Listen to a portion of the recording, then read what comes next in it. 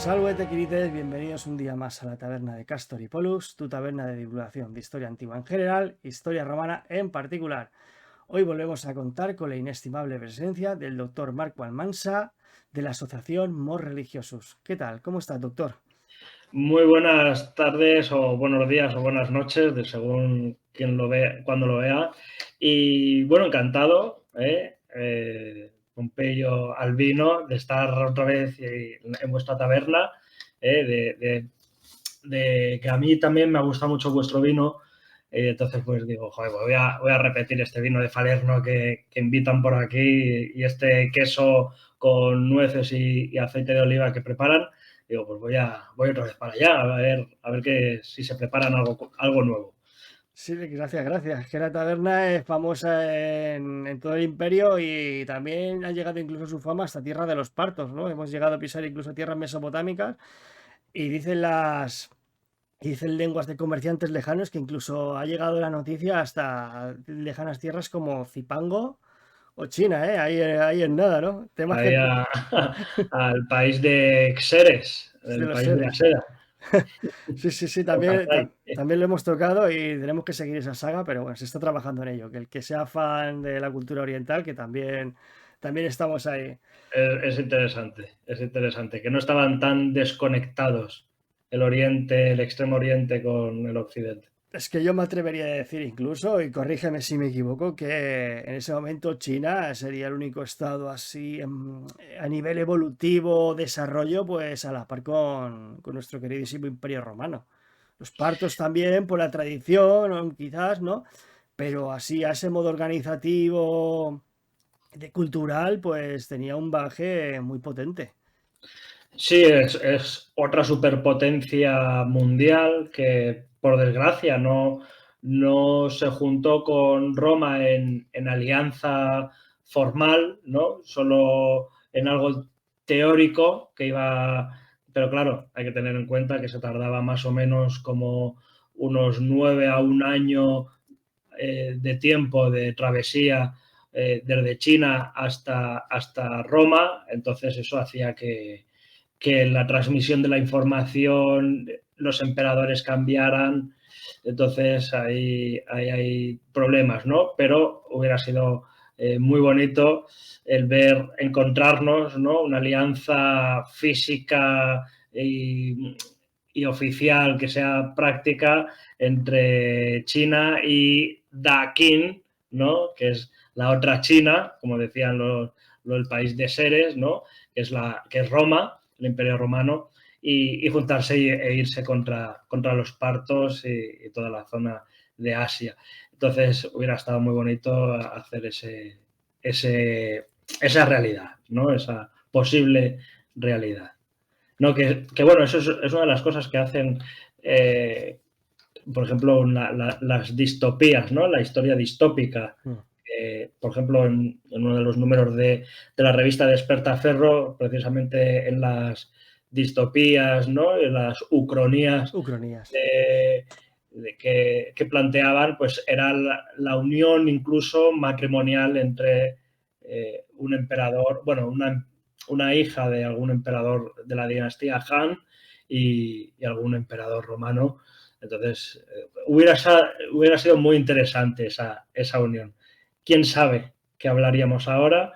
¿Quién sabe qué cultura tendríamos? Latín con caracteres chinos o algo así. Inscripciones chinas con latín sería muy interesante y encontrarnos una piedra roseta de chino y latín a la vez. Y griego también, seguramente, en ¿Saben, medio. saben lo que hubiese pasado? Bueno, eso ya es prácticamente imposible. Bueno, es imposible, ¿no? Pero bueno, pero mira, has dado la idea para tratar un tema nuevo. Así que mira, así surgen las cosas al tuntún. Claro, Pues, hablando. pues me lo anoto y esto lo tendremos que tratar en un vídeo del futuro.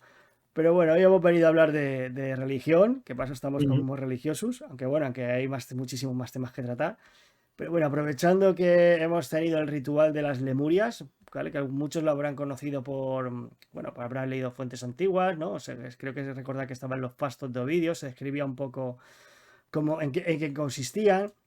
También se pone, ahora con las nuevas tecnologías, con los blogs, con internet y tal, la gente puede, seguramente pues los que son neófitos en el tema pues habrán documentado a través de estos, de entradas en diferentes blogs, recortes de revista, material divulgativo, pero hay gente que seguramente que no, ¿no? Ni siquiera le sonará, a lo mejor lo relacionarán con este animal no tan feo, entre comillas, los lemures, que veremos que sí que tiene una relación, ¿no? Con los antiguos lemures. Y para esto, bueno, que mejor que tú que nos Sí, expliques en qué consiste este ritual, porque muchos se van a sorprender de lo que hablamos en el anterior programa, que para el que no lo vio, pues le recomiendo encarecidamente que lo haga porque se aprende un montón.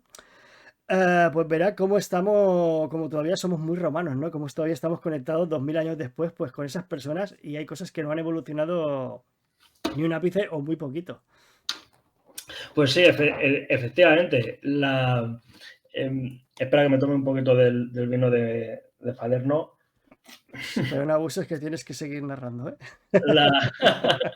La, la cuestión es que, fíjate, las lemurias, efectivamente, como bien has dicho, procede o tiene similitud con el nombre de los lémures. Y los lémures son esos animales cuasi nocturnos o nocturnos parecidos a las martas, ¿no? Son esa especie de animal alargado, ¿no? Que vive sobre todo en la zona centroafricana, zona de Senegal, toda esa zona, y en zonas un pelín desérticas, pedregosas, pero son animales nocturnos y producen un sonido, un ruido, un chillidito, ¿no? Como son roedores, producen un chillidito. Entonces, ese chillido por las noches empiezan a oírse. Y esto nos lo cuenta Plinio en Historia Natural, cómo precisamente se le da nombre a las lemuralia que reciben el nombre por estos lémures, ¿no? Porque parece ser, hay un paralelismo con los lémures, con este tipo de animalitos. Y como son nocturnos, ¿por qué digamos, se les asemeja a las lemuralias? Las lemuralias consisten en una fiesta de los espíritus que salían por la noche y producen un ruido. Entonces, claro, Plinio ahí explica cómo el sonido de los lémures animales son similares a los sonidos o ruidos de esos espíritus malos, en el sentido de que se hacen por la noche. No hay espíritus malignos por el día, sino que eso eso se producía por la noche. Entonces, en Roma resulta que la fiesta de las lemurarias, que son 9, 11 y 13 de mayo, si os fijáis, son números impares. Números impares en la antigüedad en general, pero en Roma en particular, siempre tenía un carácter mágico, siempre tenía un carácter religioso, relacionado bien con la magia, bien con las divinidades, pero siempre con un carácter sacro, sagrado. Entonces, 9, 11 y 13 de mayo es precisamente los días en los que se celebraba esta lemuralia. Claro, mucha gente dirá, pero ¿por qué se hace una fiesta en honor a los malos espíritus? Porque los lemures son, también como larvae, son espíritus malignos. Son espíritus malignos que iban a molestar a los vivos. ¿Lo molestan en las calles? No, lo molestaban en las casas. Generalmente, y hoy en día incluso, al margen de las películas de cazafantasmas, no encontramos ningún fantasma al aire libre. Al aire libre en el sentido de ir por la calle y encontrarnos un fantasma. Nos lo encontramos ¿en dónde? En sitios cerrados, sitios de sótanos, sitios de casas o incluso cementerios. Cementerios, aunque esté al aire libre, no tenga un techo por arriba, está cercado, tiene 4 lados, ¿no? Tiene unas paredes, por tanto es un recinto cerrado. Eso consistía en crear un pomerium, ¿no? O una ecúmene mágica que encerraba a los muertos, ¿no? En una ciudad de los muertos, la necrópolis. Bien, pues en los sitios cerrados es donde estaban presentes los fantasmas, por así decirlo. que también es un nombre griego, también. En este sentido, claro, los lémures aparecían para atormentar a los vivos y aparecían precisamente en estos días. Claro, nos podemos preguntar al respecto de por qué 9, 11 y 13 y no, y por qué celebrar unos días, ¿no?, contra los malos muertos. Contra los malos espíritus. Bueno, malos muertos sí, porque han fallecido de forma violenta, asesinados, no han sido bien enterrados, no han tenido una ceremonia adecuada, han nacido y a los pocos días han muerto, unos niños, por ejemplo, o ancianos también que han sido abandonados, tullidos, que han sido también abandonados, etc. Todos estos, y sobre todo los asesinatos, las muertes violentas, eran carne de cañón, nunca mejor dicho, para ostentar el espíritu maligno, para atormentar a los vivos. Claro, los romanos dicen, oye, desarrollamos unas fiestas para estos malos espíritus. Claro, ¿con qué objetivo?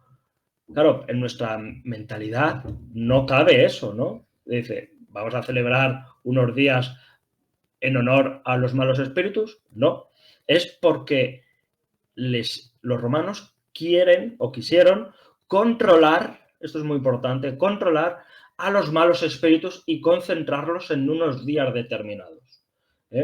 El mes de mayo es un mes dedicado quizás a Maya, que es como la hija o la esposa de Mercurio, que es también la relacionada con Mercurio, relacionada con los espíritus, en el sentido de llevaba las almas hacia el inframundo, el Hermes o Mercurio psicopompo.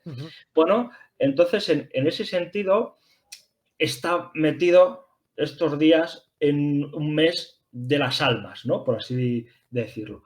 Y entonces, para que los malos espíritus no se descontrolasen, los controlaron en 3 días. Dijeron, vamos a crear unos días para controlar los malos espíritus. Y lo vamos a llevar a mayo, que es el mes, digamos, de Maya de los espíritus. Y por eso se crean estos 3 días. Claro, estos 3 días, en las casas, el pater familias de turno, o incluso la mater familias, pero generalmente el pater familias sí existía, celebraba un ritual. Un ritual que era, curiosamente, y esto también lo vamos a entender, para alimentar a los malos espíritus. Claro, a lo mejor alguien dice, pero ¿cómo? Pero otra vez, estos romanos están locos, ¿no? Están más locas, pero encima celebran unos días en honor a los malos espíritus y encima ahora les alimenta. Bueno, tiene un sentido y vais a ver por qué. Este sentido es porque cuando se realizaba el ritual y el pater familias se lavaba las manos, porque todo esto tiene que estar purificado, iba acompañado de su mujer y de su familia, familia quiere decir no solo hijos, sino también los esclavos y esclavas de la casa. Entonces, en este sentido, lo que ocurría era que el pater familias tiraba habas negras, habas oscuras, hacia atrás, ¿no? Y no miraba hacia atrás, precisamente para alimentar los malos espíritus, sin que el pater familias mirara para atrás. Esto es como lo que hacemos habitualmente, ¿no?, cuando apagamos la luz y vamos por un pasillo, intentamos no mirar para atrás, no vaya a ser que haya un mal espíritu detrás de nosotros que nos pueda acechar.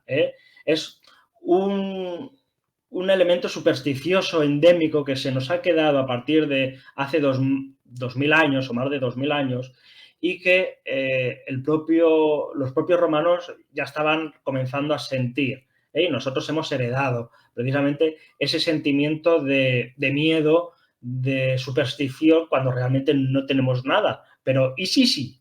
¿No?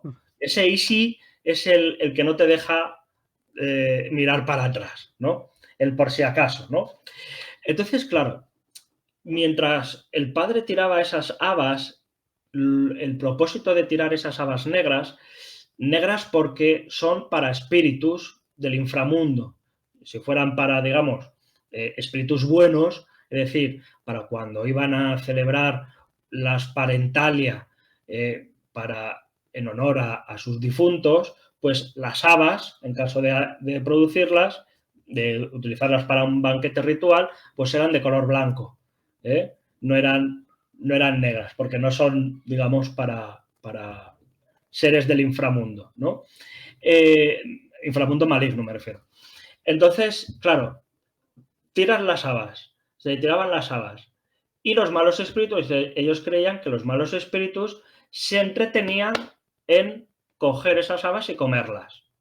Teóricamente, claro, aquí luego está una trampita que seguramente yo pienso que harían los esclavos que estaban detrás, que a lo mejor alguno hasta se comería una haba, un golpe de haba que le daría en la cabeza o en el cuerpo, barrían o escondían las habas de tal forma que la superstición jugaba un papel fundamental aquí.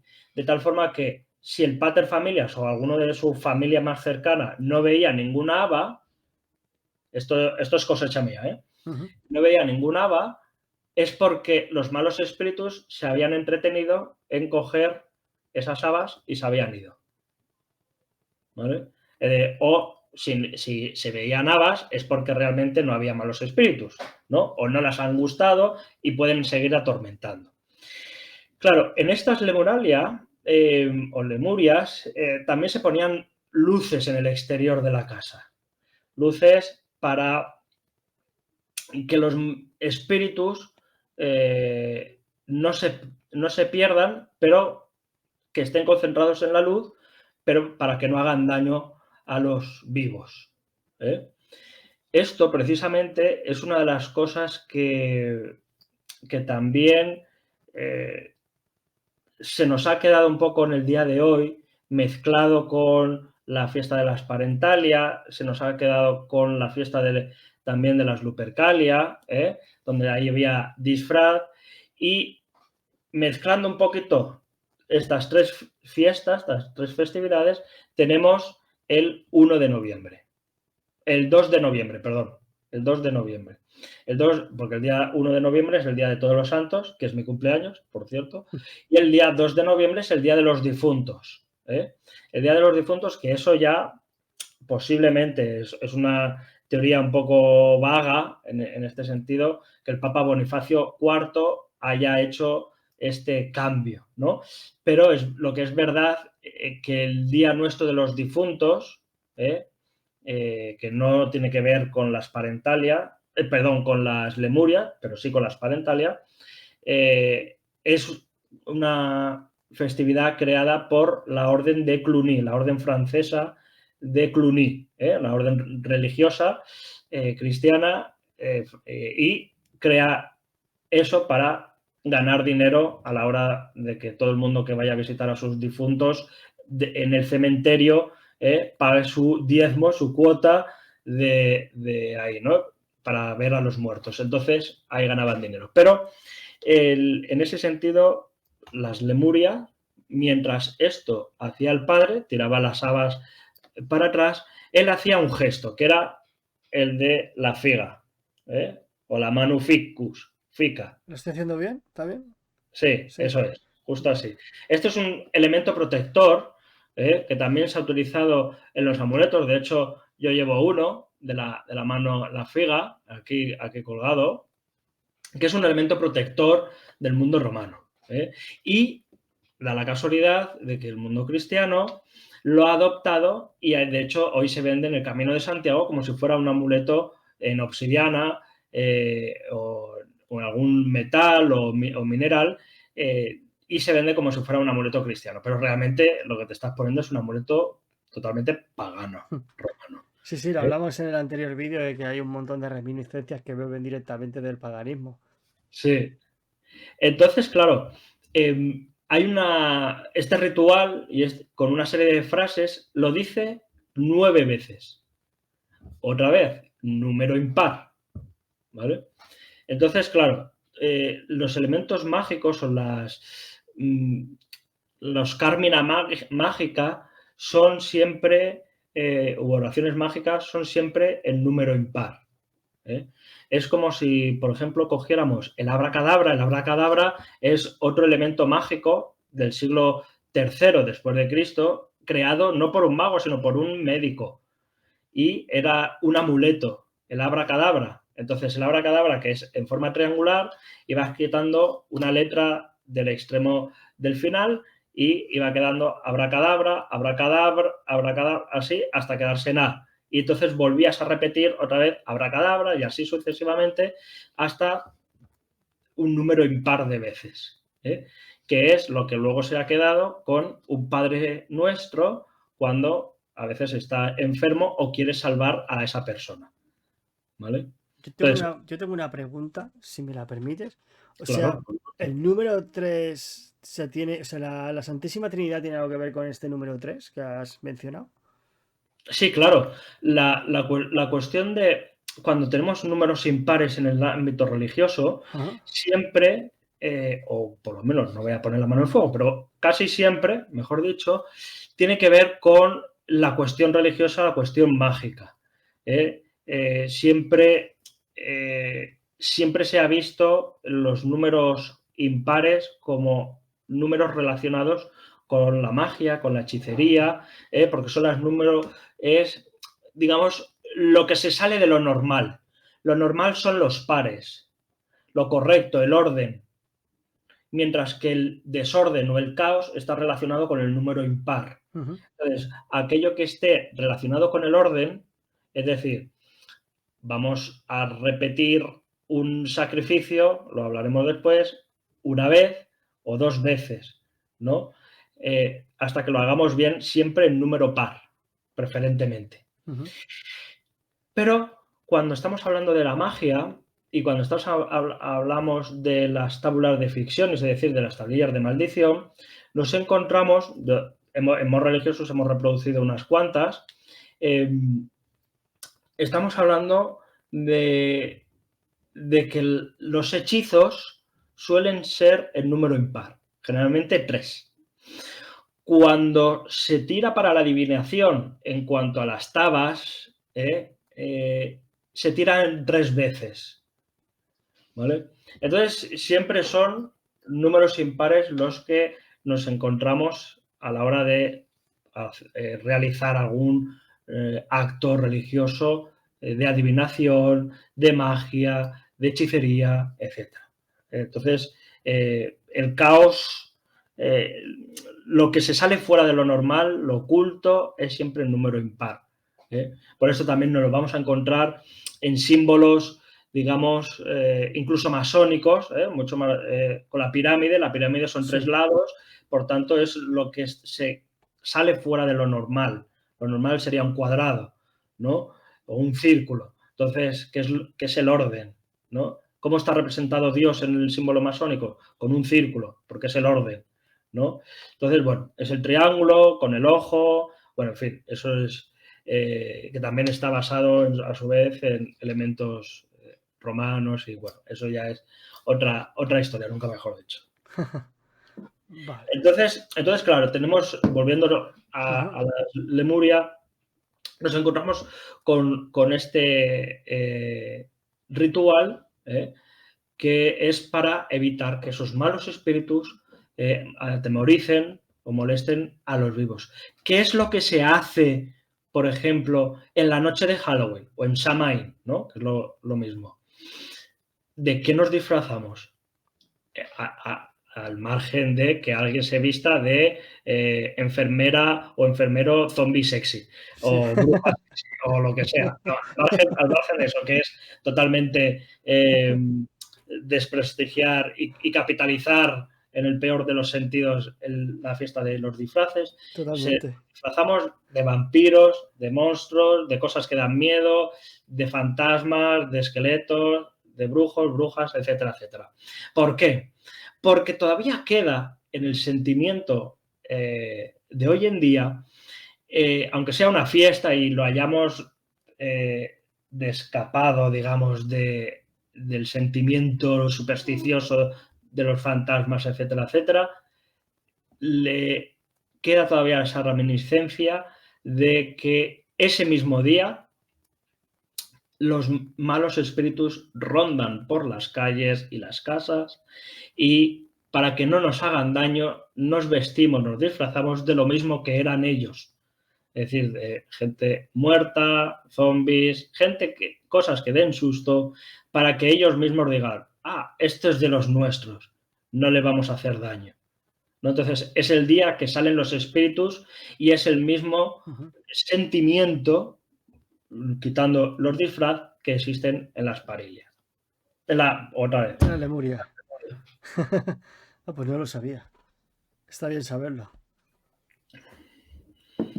Porque realmente no es que ni es que sea una fiesta romana ni sea una fiesta celta, sino es una fiesta, por así decirlo, indoeuropea, de los primeros indoeuropeos, que evidentemente es la raíz de todas estas festividades que poco a poco histórica y culturalmente han ido evolucionando según el territorio donde se han situado, y unos le llaman Lemuria y a otros le llaman Samain. Entonces, para unos el cambio de era, que es el Samain, para los celtas es ese cambio de estación, ¿no? También agrícola, que los romanos lo consideraban en mayo, ¿no? Que es el comienzo casi del verano, ¿no? Casi mediados, final de la primavera, comienzos del verano, ¿no? Son cambios de más o menos de estaciones, y para los romanos lo que era Samain, para los celtas lo que era Samain, para los romanos es Pomona, el día de Pomona, ¿no? Que son las manzanas que curiosamente se colocaban en las puertas de las casas, de las domus, evidentemente, porque de las insulae poco podían hacer, y con una vela en el medio. ¿Y eso a qué nos suena? Nos suena a las velas dentro de las calabazas. Entonces, que realmente lo de las calabazas que tenemos hoy es una cosa norteamericana, pero realmente lo que se hacía en Escocia, en Irlanda, era con nabos, ¿no? Entonces es cambiante. Pero bueno, es muy interesante la utilización de frutas y verduras de temporada, precisamente, para dar la bienvenida a las nuevas cosechas. Claro, me imagino que esos nabos sería porque sería la fruta que tenían más a mano, ¿no? Más típica de allí, por así decirlo. Claro, en Norteamérica los nabos no había. ¿Qué había? Calabazas de estas naranjas, ¿no? De las que es muy típico en Halloween. Entonces, tenemos esa imagen, que eso se ha exportado al resto del mundo, pero realmente lo que tenemos que tener es un nabo, una verdura de esas características, un calabacín o una cosa de esas, que es lo que había antes del descubrimiento o la llegada a Norteamérica. Es curioso que una fiesta tan antigua, de reglamento tan antiguo, pues al final pues va evolucionando, va bebiendo un poquito de aquí, un poquito de allá, se va asimilando. Como vemos elementos romanos, elementos celtas, elementos cristianos, todo al final se hace como una especie de mejunje en una coctelera y al final pues tenemos una fiesta que no tiene nada que ver o un batiburrillo, ¿no? De lo que era originalmente, de todos estos elementos. Sí, es interesante y también no creerse todo de lo que aparece por redes sociales. Importante. Yo siempre he dicho que Internet para mí es ese gran cubo, ¿no? Que es como un cubo de basura, ¿no? Porque todo va a parar ahí y algo se puede aprovechar, ¿no? Pero al final lo que hace es acumular de aquí a allá y eso no significa que sea fiable ni muchísimo menos. Claro, eso es. Vamos a volver a ese pater de familias, ¿no? Medianoche, porque esa es otra pregunta. ¿Tenía que ser alguna hora determinada o simplemente era el anochecer? Era generalmente al anochecer. Era el anochecer, que es ese, por lo que hoy podríamos hacerlo sobre las 11 de la noche, ¿no? Porque se hace ese ritual o 11, 12 de la noche, por ahí, para hacer ese ritual en ese cambio de hora, ¿no? Vemos que es también importante el tema del cambio de hora, es el cambio de día y el cambio de hora. Entonces, esos rituales en los que se producían de forma mágica, siempre tiene que haber un elemento de cambio. Y ahí vemos cómo a partir de las 11 de la noche, seguramente, o la hora, nuestras 11 de la noche, me refiero, hasta a las 12 de la hora, es un cambio importante, ¿no? Entonces, ya es el día siguiente, bueno, es un anochecer y un renacer de nuevo, ¿no? Entonces, por eso, bueno, y de aquí podíamos sacar, ¿no?, el renacimiento de cautes y cautópates en el culto mitraico. Pero bueno, eso Harina de es otro también costal. otra historia preciosa. O sea, pues sería interesante, ¿no? Ver la imagen esa dantesca, ¿no? Del padre familia, el pater familias, perdón, hablemos con propiedad. Recorriendo la domus, ¿no? Echando las habas, los esclavos escondiéndoselas, como posiblemente. Porque no Posiblemente. se sabe, porque no se sabe, porque claro, porque el hombre en el momento dado pues se giraría y vería que las habas seguirían ahí, ¿no? Diría, bueno, mira, no las han querido, pero aún así no me han molestado, ¿no? Claro. Y no tenían ninguna palabra ni ninguna forma de invocar, ¿no? Porque al fin y al cabo los romanos eran súper ritualistas. Todo tenía que tener las palabras exactas en el momento exacto y si algo estaba mal hecho, había que impugnar el ritual porque no les valía y podían crear un desastre. Claro, bueno, en este sentido, claro, no lo he dicho, pero en las Lemurias siempre hay, en todas las festividades, en todos los Ah, rituales, vale. hay unas oraciones. En este caso, cuando nos lo dice Ovidio, ¿no?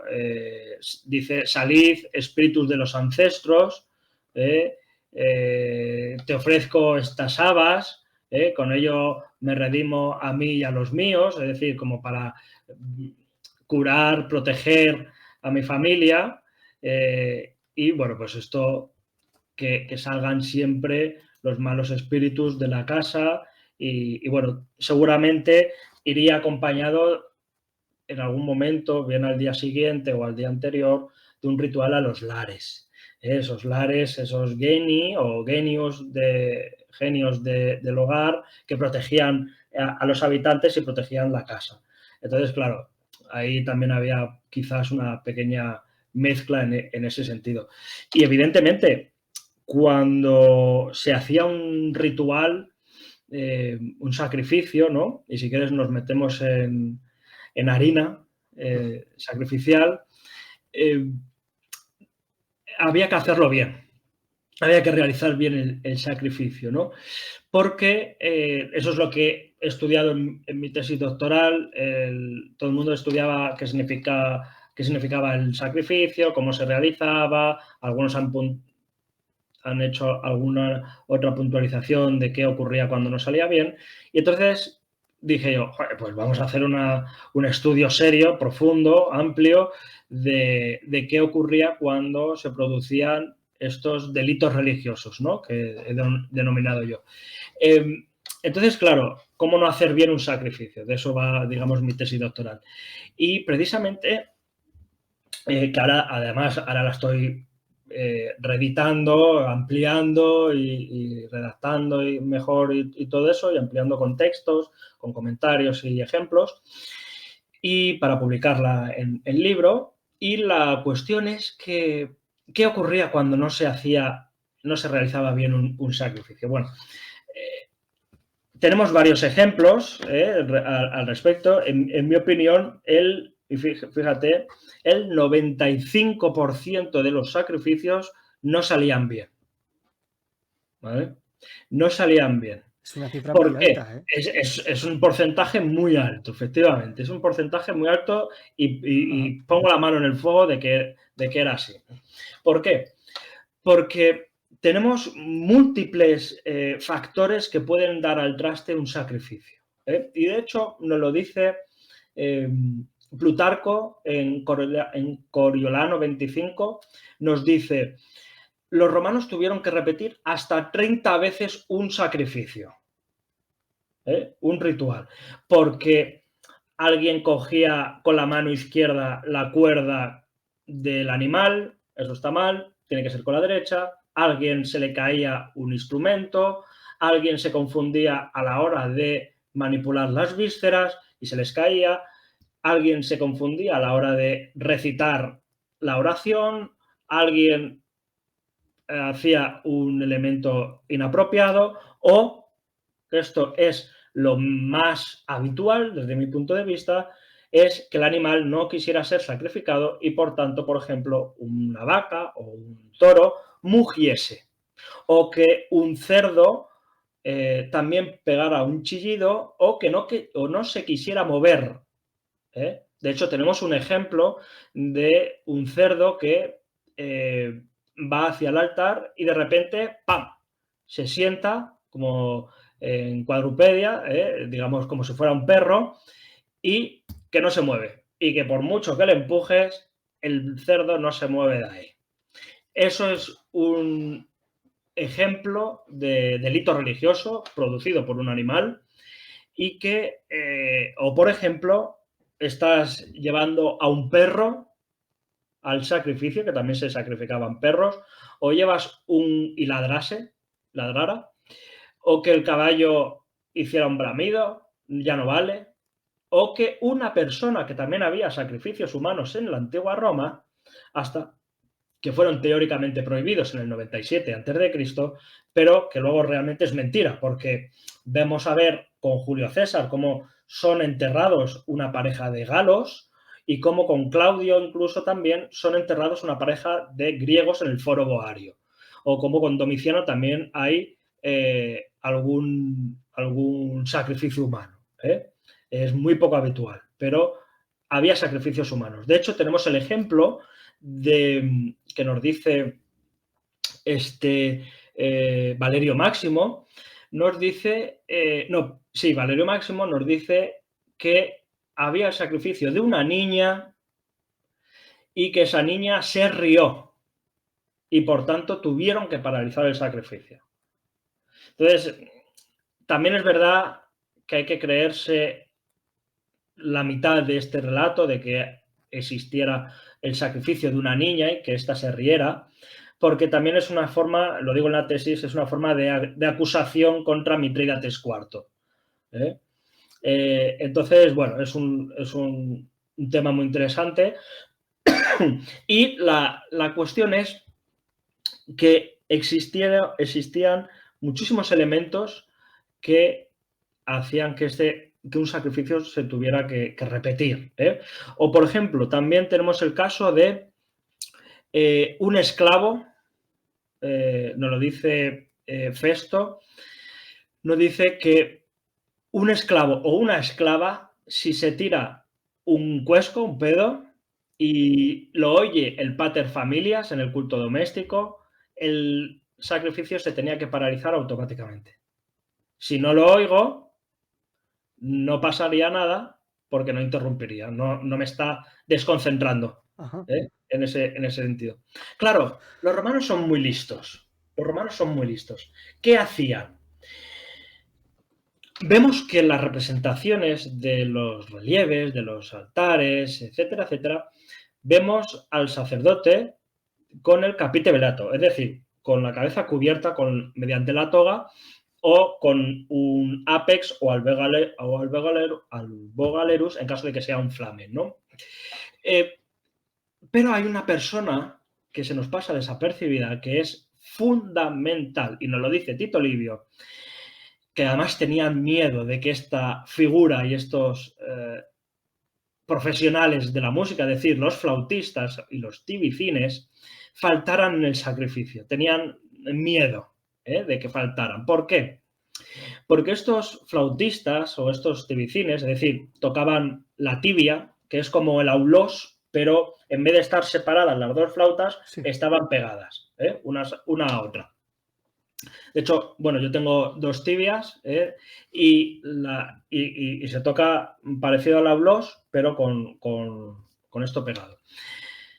Estas tibias, estos músicos, se colocaban cerca del sacerdote principal, que estaba oficiando el ritual. ¿Para qué? Para evitar que ese sacerdote oyera nada más que la música que está tocando este flautista y no escuchara ningún otro ruido ajeno al ritual. Es decir, tenemos casos, por ejemplo, en los que existía una manipulación del propio sacrificio, manipulación política del sacrificio, donde vemos que para el nombramiento de Cayo Flaminio, que es jefe de la caballería, un magister equitum, el sacrificio fue manipulado por alguien de la facción contraria, la facción política contraria. ¿Cómo?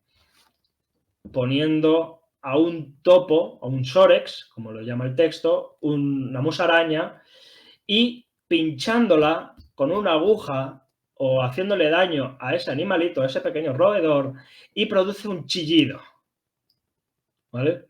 Claro, yo en la tesis he tenido que escuchar y estudiar sonidos de animales, de musarañas, y saber cuántos decibelios tenían, pueden, digamos, ofrecen el chillidito de estas musarañas, ¿no? Y aproximadamente son unos 53 decibelios. 53, 55, depende, ¿no? En estado normal.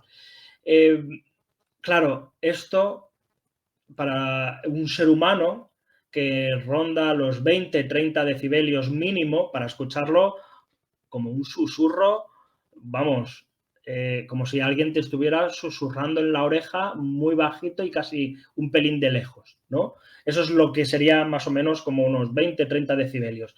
Claro, para escuchar algo de 50 decibelios, que tampoco es mucha diferencia, es decir, si se te acerca alguien un poquito más a la oreja y te habla susurrando un poquito más alto, sería eso, 50 decibelios, un poquito más. Claro, de forma normal no lo escuchas.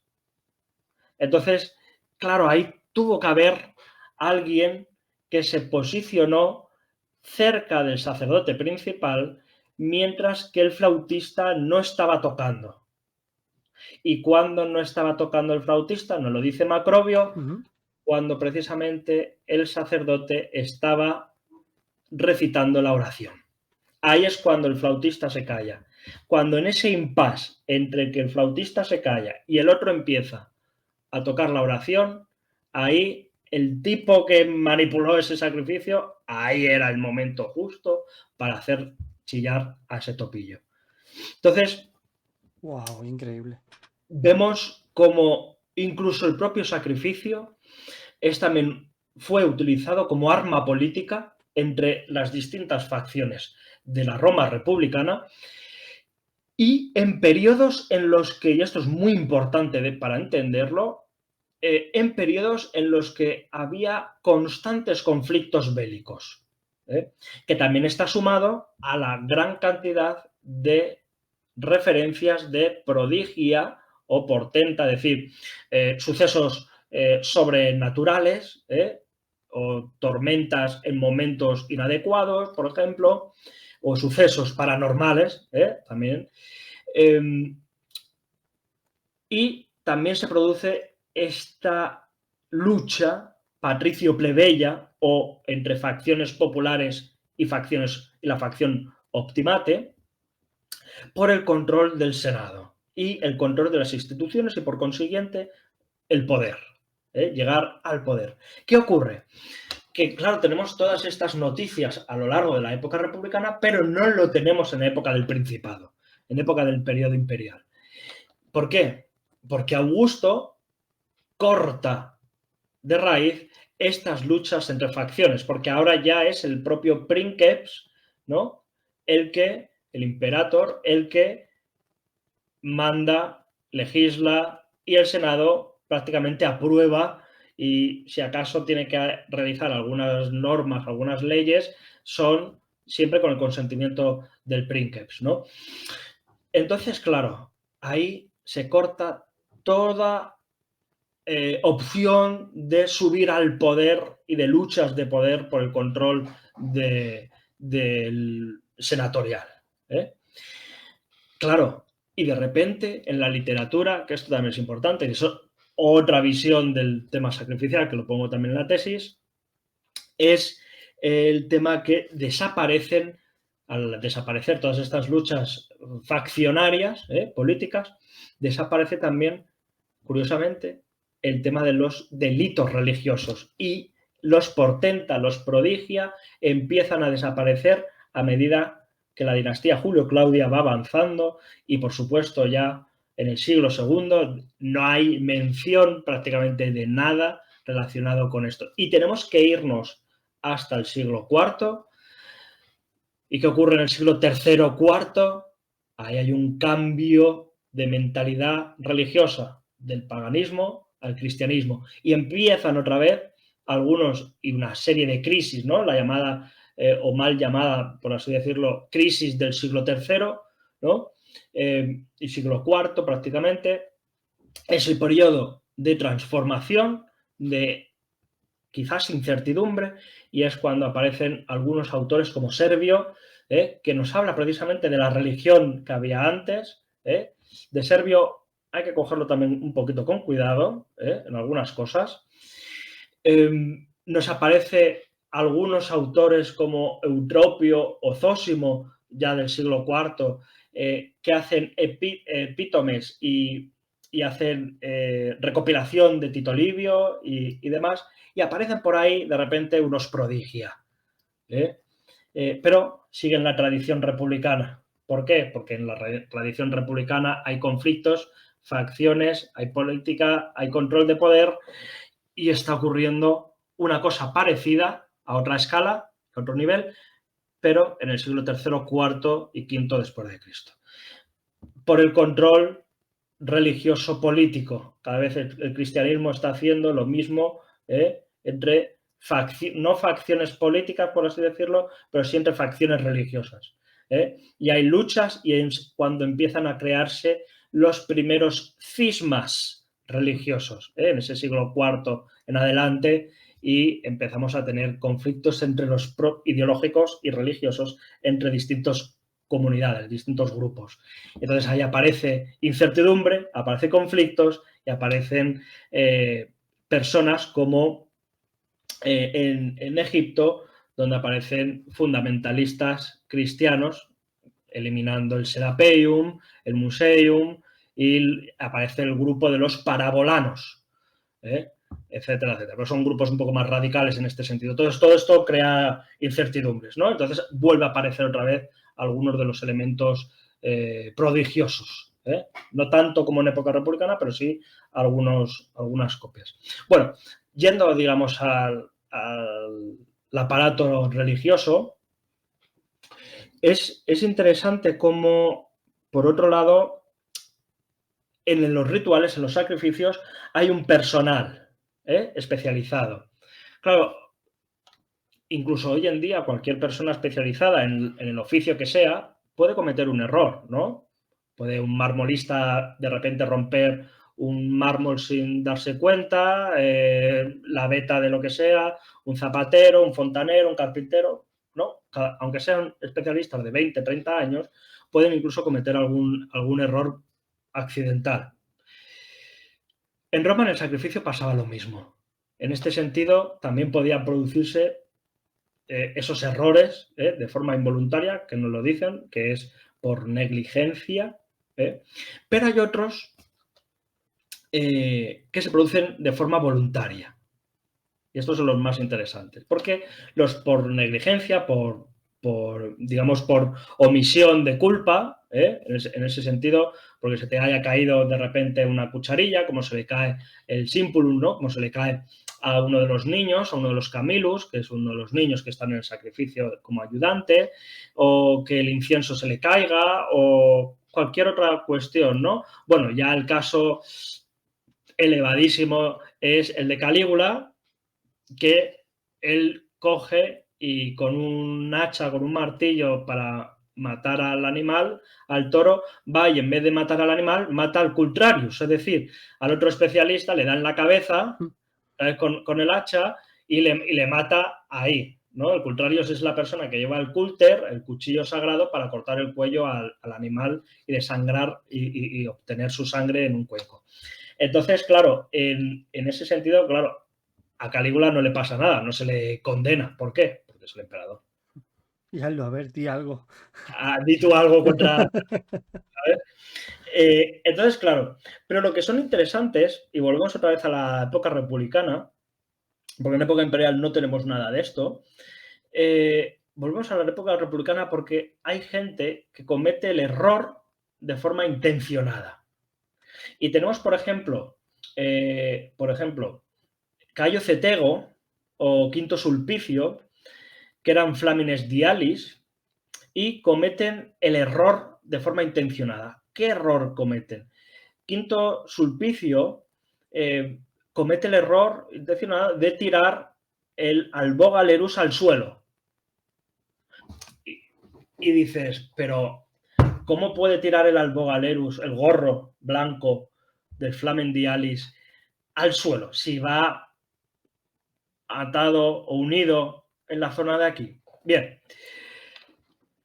como lo bueno de esto de la arqueología experiencial y la recreación histórica, y arqueología experimental incluso también, antes de la tesis dije, joder, si el Flamen Dialis tiene prohibido atarse, el Albogalerus evidentemente solo no va. Tiene que ir siempre por aquí, ¿no? Como lo refleja los Apex o el Apex que aparece en el Arapaquis, ¿no? O en cualquier relieve que aparezca un Albogalerus o un Apex de este tipo, porque no lo... Paréntesis, no es lo mismo Apex que Albogalerus. ¿Podrías describirlos? Sí, claro, por supuesto. Gracias. El Apex, además es un tema que me encanta. Sí.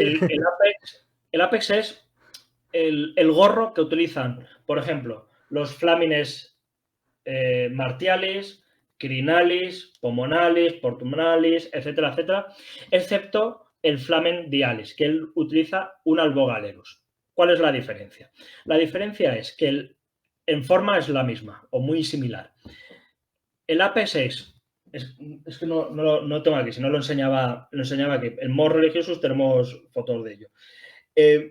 Es un gorro, el Apex, de forma más o menos circular o puntiaguda, depende de la época incluso, de color cuero, marrón, generalmente parece ser, era de color marrón, no encontramos otro color de momento. Yo estoy ahí y sospecho de un par de colorillos, que ya en un futuro veremos a ver si publicamos esto en Moss, y se ataba por debajo. Y digo se ataba porque tanto el Flamen Martialis como el Flamen Pomonalis, el Quirinalis, etcétera, etcétera, no tenían la interdicción o prohibición de tener cosas atadas. Por ejemplo, el Flamen Dialis, que es lo que más conocemos, y esto aparte nos lo dice mucho Aulogelio en Noches Áticas, el libro 10, donde nos habla precisamente del Flamen Dialis. Y un estudio también muy interesante es el de Marco Simón del Flamen Dialis. Nos dice que el Flamen Dialis tenía prohibido tener nudos, nudos absolutamente en ninguna parte del cuerpo. Por tanto, claro, yo al vestirme, al recrear Flamen Dialis, digo, joder, ¿y cómo me ato el calzado? ¿Y cómo me ato la parte de la túnica y tal? Digo, espérate, vamos a utilizar, en vez de un nudo, para la ropa y el calzado, vamos a utilizar lo que se llama un nudo gavinio. Nudo gavinio, y lo hemos hecho todos seguramente en nuestra juventud, que es atar y ir pasando las cuerdas unas detrás de otras, sin hacer lacitos. Como una trenza. Como una trenza, más o menos. Ajá. Claro, el nudo gavinio no ata, solo sujeta. ¿Vale? Entonces, es muy importante el pequeño matiz en ese sentido. Y entonces, así es como yo hago, por ejemplo, en el tema del calzado. No me lo ato, sino que me lo sujeto con el nudo gavinio. Y en la túnica igual, y la toga y demás. ¿Y qué pasa con la parte de aquí? El Apex hemos dicho que sí se podía atar, podía tener un lazo, como nos aparece en el Arapaquis, que por cierto, hay que tener cuidado con las cabezas del Arapaquis, porque las cabezas del Arapaquis son una restauración muy posterior, es decir, de época moderna, contemporánea. Está representando a las mismas cabezas que el Arapaquis original. amigo, es que eso se ha perdido. Entonces, cuidado con eso, que los relieves también pueden confundirnos. Pero al margen de eso, el Apex se podía atar, porque el resto de flamenes no tenían esa prohibición, pero el Flamen Dialis sí. Y el Flamen Dialis llevaba un albogalerus. Un albogalerus, como su nombre propio indica, dice albo es blanco, galerus como gorro, ¿no? Casco, gorro. Entonces, gorro blanco. Ese albogalerus es de cuero de buey blanco, de toro blanco sacrificado en honor a Júpiter. Y es para crear ese albogalerus. Entonces, el cuero extraído de ese sacrificio, especialmente para crear el gorro del Flamen, es lo que luego será el albogalerus. Por eso es de color blanco. Claro, el Flamen Dialis no puede tener nada atado en cuanto a nudos, ni siquiera un anillo cerrado, ni nada. Entonces, claro, ¿qué invento me hice? Y esto es una cosa que presenté en mi defensa de tesis doctoral. De hecho, llevé mi albogalerus a la defensa para enseñárselo al tribunal, así como la mola salsa, lo que yo consideraba que era la mola salsa real. El albogalerus, desde mi punto de vista, se ata con un pasador. Volvemos otra vez como el nudo gavinio. No ata, sino que sujeta. Fija, en este caso, claro. Como si fuera lo de la corbata. El nudo de Sí, corbata, ¿no? Pero no así, pero quiero, para que todo el mundo, digamos, lo imagine, es que si yo tengo como dos tiras así, no sé si se ve, y tengo sí. un pasador por aquí, lo que hago es coger el pasador Y y subir estirar. así, como si fuera lo de la corbata, ¿no? Como si estuviera tirando para arriba. O la corbata tejana, que es la de las dos cadenitas por aquí, el collar con el triángulo, no sé si me explico, y con esto es la corbata tejana, ¿vale? Que hacen los cowboys y demás, es lo que llaman. Bueno, pues precisamente eso, ¿vale? Claro, esto bien apretado, como lo suelo llevar yo, el albogalerus no se cae. Y lo he intentado, ¿eh? Y he hecho así, y me he movido precisamente para comprobar este tipo de cosas. Eso es un poquito de arqueología, experiencia y recreación histórica. Y de hecho eso es lo que expliqué en la defensa de la tesis doctoral. No me lo puse, evidentemente, pero sí lo expliqué. Y es lo que tengo puesto en la tesis.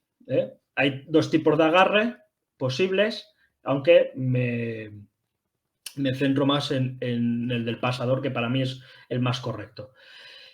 Entonces, claro, este quinto sulpicio precisamente hace que este albogalerus se le caiga al suelo y esto paraliza absolutamente y de forma inmediata el sacrificio.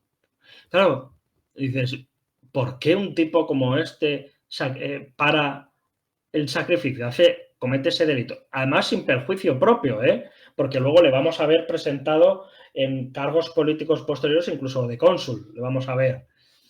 Claro, hay que leer entre líneas y hay que leer lo que hay detrás, el contexto histórico. Quinto Sulpicio dice, ahí va, si es que están aquí las guerras contra los ligures, están las guerras contra toda la zona centro-norte de la península itálica y aquí hay negocio. Y el Flamen Dialis, una de las prohibiciones que tienes es que no podía salir de Roma y no podía haber ejército y no podía haber armas. El Flamen Dialis. Por consiguiente, él dice, esto me está interrumpiendo el hecho de que yo pueda beneficiarme de un combate. Entonces, como tengo dinero, pues cojo mi parte del ejército, mi parte del dinero para reclutar un ejército o para sumarme a un ejército ya reclutado y hago este delito, me quito de este puesto, dimito del puesto y quedo libre, perfecto, para ir a la guerra, porque no tengo ninguna otra prohibición, ya no soy flamen, y voy a la guerra, me enriquezco, y al año siguiente le vemos al tipo presentándose a cónsul. ¿Por qué? Porque se ha beneficiado de las guerras, del botín de guerra y del beneficio político y económico obtenido a partir de la guerra contra los ligures o contra otros pueblos. Y le vemos presentándose como cónsul y está elegido como cónsul. Es decir, que muchas veces los delitos intencionados van detrás una historia que es poderoso caballero es don dinero. Entonces, en muchos casos los delitos religiosos se cometían, los intencionados se cometían de esa manera. Los intencionados, digamos, los casuales, ¿no? Por así decirlo, evidentemente no, porque hay casuales, por ejemplo, donde el animal se escapa. El toro coge o muge, ¿no? Eso invalidaría el sacrificio, o el animal se escapa.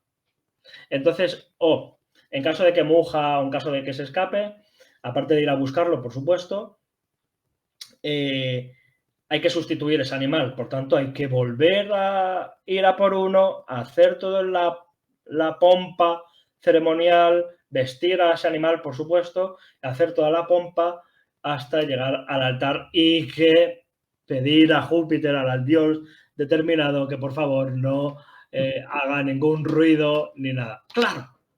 Y aquí tenemos una cosa maravillosa, que es drogar a los animales. Bueno, los romanos hacen una serie de cosas que para mí es una fantasía, es fantástico, porque hacen, antes de ir a lo de drogar animales, hacen una cosa que digo, es que tenía que ser Roma.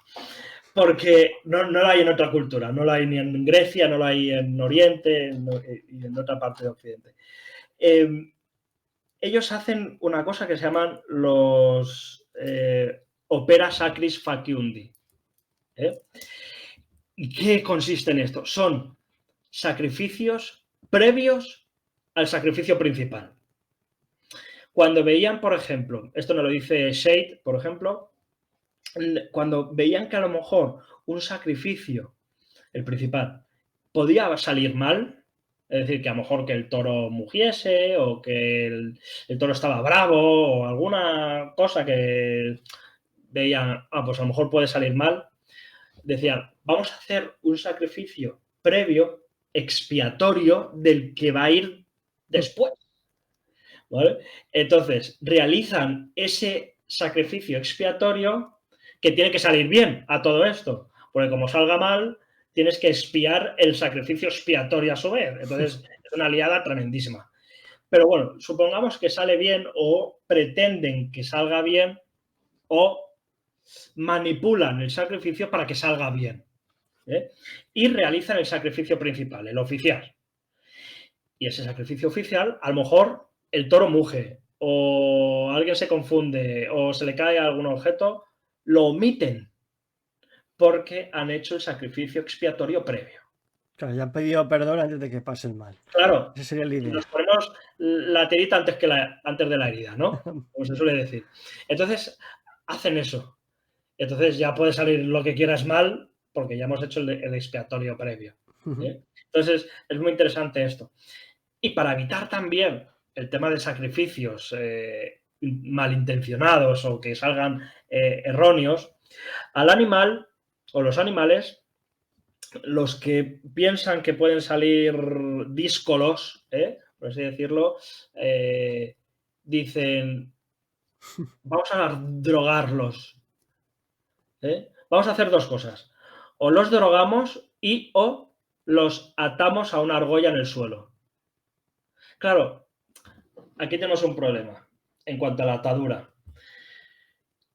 Festo nos dice, no, tiene que ser sin ataduras ni nada. Pero luego vemos en relieves que aparecen en 3 o 4 relieves el toro atado a una argolla frente al altar. Entonces, cuidado que Servio, que nos dice muchísima información, muy valiosa, muy buena, pero es un tipo del siglo IV después de Cristo. Nos está hablando de elementos religiosos de época republicana. Han pasado como unos 500 años, como mínimo. Entonces, cuidado con Servio también, Festo, Festo Paulo, en este sentido, porque aunque hay muchos elementos muy valiosos, hay algunos que hay que releerlos, hacer relectura de ellos. Porque no nos dice, el texto nos dice una cosa diferente a lo que nos está diciendo el relieve. El relieve nos está diciendo que el toro iba atada a una argolla en el suelo. Es verdad que otros relieves no aparece el toro. El ideal del toro sería no atado. Entonces, bueno, habría que hacer una lucha, ¿no? En ese sentido de fuentes, me refiero, una comparativa. Pero, en otro sentido, drogaban al animal. Drogaban, por ejemplo, al toro con silfium, o lo que creo que fue silfium. ¿Para qué? Para tranquilizar al animal, para que no muja y sobre todo que al recibir el golpe aquí, en la sien, no haga ningún ruido extraño ni el animal se escape. Entonces, si drogamos al toro, drogamos a la vaca, drogamos al cerdo, a cualquier animal que vayamos a sacrificar, el animal ya no va a causar ningún problema. Y por tanto, ya no va a haber, por lo menos por ahí, ningún delito religioso. Buah, es interesantísimo esto, Es decir, que los romanos en este sentido manipulan y remanipulan el sacrificio a su propio beneficio. ¿Por qué? Podemos estar tirando 2 horas más y sí, eso, pero a lo mejor cierran la taberna. Entonces, la cuestión es que lo que es muy interesante es que los romanos, la sociedad romana, mejor dicho, aparte de manipular y remanipular los sacrificios en realidad es una forma de petición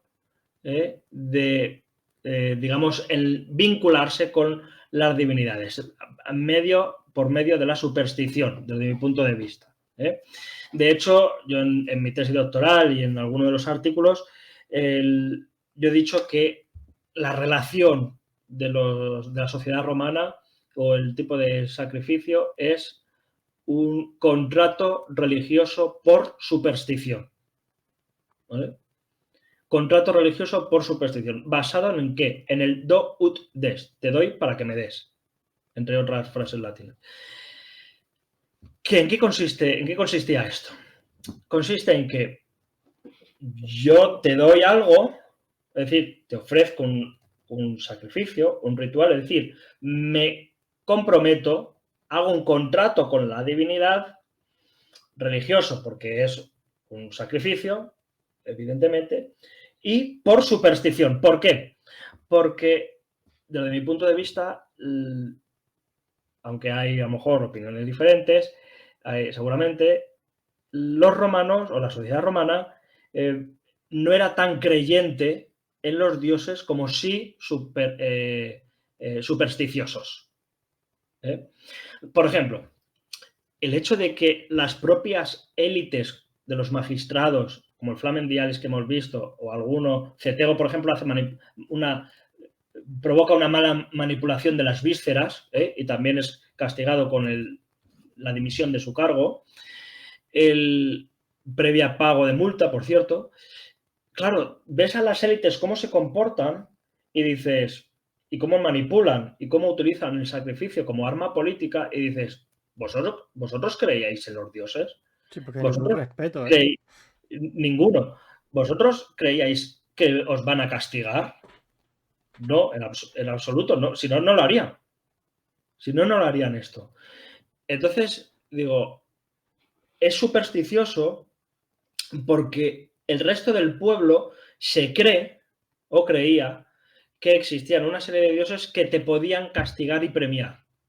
Entonces, por eso, alguien del pueblo, del populus, hacía un sacrificio para rogar, para pedir a la divinidad un beneficio. Por ejemplo, si me voy de viaje, pues le pido a la divinidad, por ejemplo, fortuna redux, es decir, la fortuna de la vuelta del viaje, que me proteja en este viaje. Entonces le prometo que si ella me protege, yo le hago un altar, una ofrenda. Entonces hay un contrato. Y por eso vamos a ver en los epígrafes votum libens merito, es decir, por un voto de bien merecido, ¿no? Por así decirlo. Entonces, claro, o cumplido, ¿no? Un voto cumplido y merecido, por así decirlo. Entonces, claro, ahí eso nos está indicando que esa persona le ha pedido algo antes y crea un altar como respuesta a ese beneficio, ¿no? En este caso es te ruego y luego te doy. Claro, ahí los romanos son muy listos y dicen, ya, pero la sociedad romana es la que realmente controlaba a los dioses y no al revés. Porque si no, no te hago un altar después de haberme hecho el favor. Te lo hago antes, Ujú. ¿no? Te haría un altar antes, ¿no? En este sentido. Para que así yo te doy, es decir, te ofrezco el ritual para que tú me des un beneficio. Entonces los romanos decían, que son muy listos, decían, ¿para qué me voy a gastar yo dinero previo en hacer un altar si luego a lo mejor la divinidad no me lo cumple? Entonces, es una parte positivista o egoísta en el sentido de, yo primero te lo pido, tú me das el beneficio y ya si eso, si tú me lo das, el beneficio, yo te hago un altar, ¿no? Ujú. Entonces, va por ahí.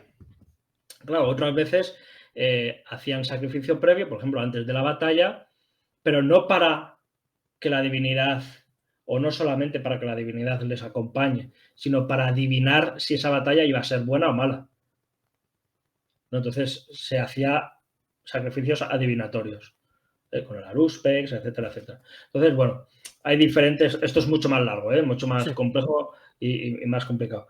Pero la cuestión es que entiendan los que nos vean que la sociedad romana, a la vez de ser compleja y heterogénea, también hay que ver diferentes niveles de religiosidad, de creencia.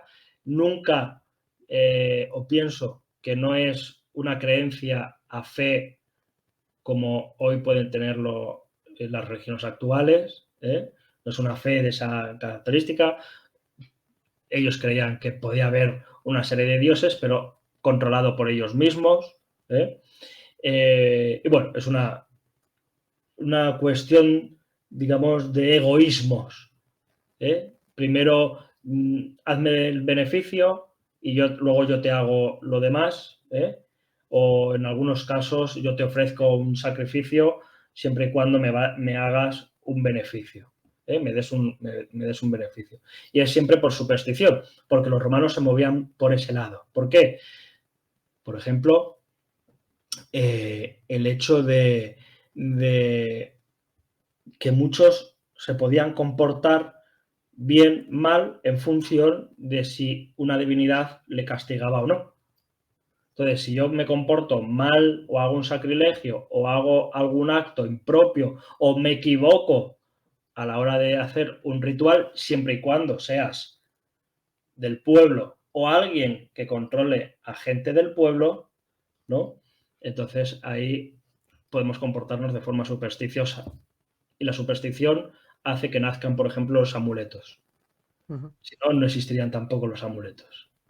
Si no, si es un agente externo el que me va a hacer daño, pues yo me protejo, ¿no? Entonces hay una superstición, hay una creencia de que alguien me puede hacer el mal. Claro. Pero si yo no creo en esa superstición, no me pongo amuleto ninguno. Entonces ya entraríamos en el campo de la magia. Sí, ahí hay una parte de la magia. Ajá. Sí.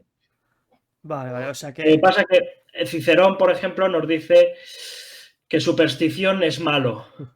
Superstición es como tener eh, demasiada vinculación con la religión, ser muy creyente, estar involucrado por elementos quizás algo negativos de la religión. Mientras que cultus deorum, como también lo denomina él, es un comportamiento cívico del deber, la pietas, la virtud, el deber al Estado, a tu comunidad y demás, ¿no? A tu familia y a los dioses, ¿no? Porque es mucho más complejo que el culto a los dioses, ¿no? Como podemos entender hoy en día. Pero bueno, eso es un tema muy interesante, complejo y largo que... Sí, sí, no, tendremos que tratarlo en otro momento porque la verdad que me parece muy, muy interesante. A mí se me mide el grado de interés, ¿no? Por lo callado que estoy. O sea, cuando tú me ves a mí que yo estoy callado, significa que estoy aprendiendo a raudales. Y la verdad que es un tema que me parece a mí, ya te he dicho antes fuera de cámara, que me fascina el tema de la vida cotidiana y especialmente el de la religión. Pero vamos, podemos decir que la religiosidad romana, ¿no? O sea, el sentido del ritual, ¿no? Del sacrificio sería básicamente, o sea, te doy para que me des, ¿no? O sea, Hmm, si tú no me das esto, te quedas sin el premio. Y ahora, eso es. y ahora viene mi pregunta, porque todo esto lo iba cavilando mientras te iba escuchando. ¿Y cómo sería para que el Dios no me castigara? O sea, entraría dentro de la superstición que has nombrado.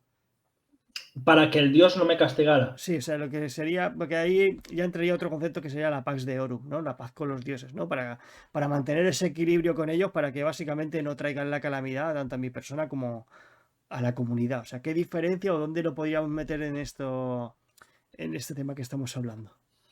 Bien, buena pregunta. El tema de la Pax de Ormus efectivamente es la búsqueda del equilibrio, de la moderatio, es decir, de la moderación entre que no haya caos y que tampoco haya demasiado buenismo, ¿no? Ni que haya demasiada religiosidad, ni que todo el mundo sea un loco fanático de la religión, pero tampoco todos ateos, ¿no? Ujú, Pero respetando también el Estado y la Civitas, ¿no? La ciudad. Claro, cuando la superstición actúa dentro del comportamiento humano, en este caso del mundo romano, claro, se busca la Pax de Oro, efectivamente, y ahí entra en juego una cosa muy ujú, importante que es la religión estatal, la religión pública, porque es la que vela principalmente por esa Pax Deorum comunitaria, de la res pública. Entonces, en ese sentido es cuando el Estado de repente dice, oh, que aquí hay unas pestes, hay unas calamidades, es que se han relajado las costumbres, ese mos maiorum, no se ha hecho el debido respeto a los antepasados, no se ha debido hacer el respeto hacia el Estado, hacia la civitas, hacia la comunidad, y empiezan los sacrificios en masa para expiar, para curar el mal ajá. que nos han traído los dioses, ¿no? Y buscar precisamente esa Pax Deorum. Pero tampoco nos pasemos, porque ya sería extremo, ya sería enfermizo, ¿no? Pero, porque incluso se pueden, como también nos dice Cicerón, también se pueden enfadar los dioses por extrema adoración, y demasiada lisonja, aparte que económicamente tampoco era beneficioso. Y por otro lado, también actúa el tema de la superstición cuando Tito Livio nos dice, en un momento de las guerras púnicas, que a su vez también hubo una especie de peste, de pandemia en Roma, y nos dice, se rompieron toda norma religiosa, el pontífice, el pontificado, hizo romper todas las normas religiosas para que cualquier persona sacrificara lo que le diera la gana a los dioses y como fuera posible, sin menosprecio del castigo divino o del castigo de los pontífices. ¿Qué nos dice esto? Nos dice que cualquier persona, por ejemplo, si tú quieres sacrificar un conejo a Júpiter en vez de un toro, porque tus posibilidades económicas son mucho más bajas que si hacemos un sacrificio con un toro, es permitido el sacrificio de un conejo. ¿Cómo quieras hacer el sacrificio del conejo?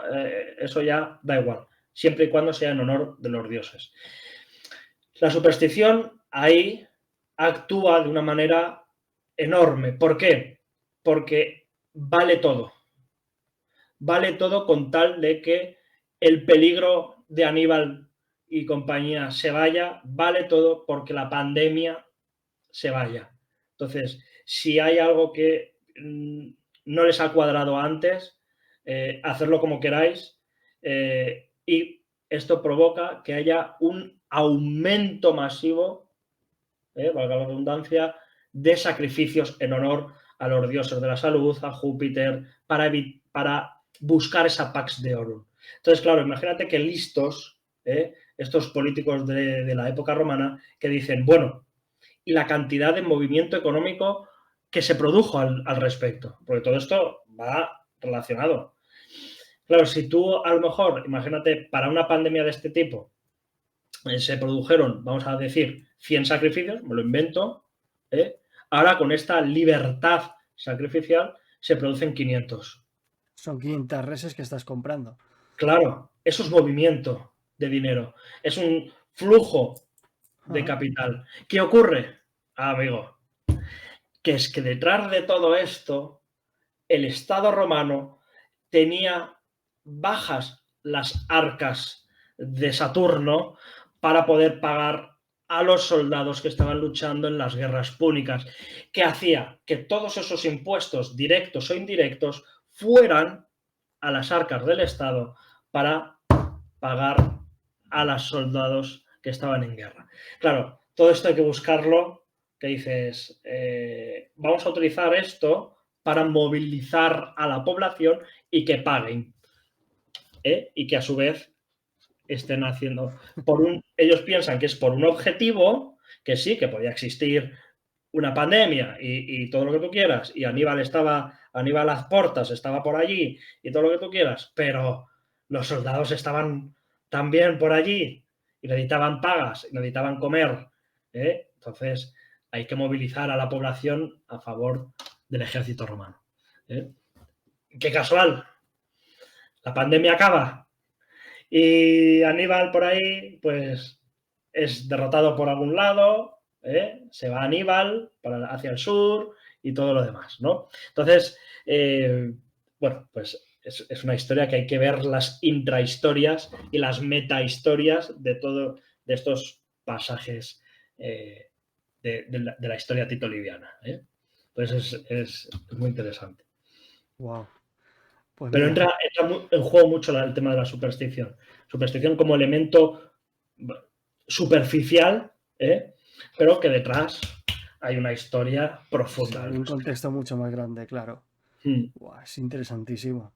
Y te iba a preguntar, hablando del ritual, o sea, Sí, ¿cómo sería un ritual? O sea, ¿cómo sería? A lo mejor la pregunta es demasiado amplia, demasiado concreta, ¿no? O sea, con 4 pinceladas para hacerme la idea, ¿no? O sea, por ejemplo, comprabas un animal, dependiendo a la edad que la quieras sacrificar. Por ejemplo, has mencionado que también que a Júpiter le gustaban los toros, ¿no? Que era el animal que le tenían consagrado.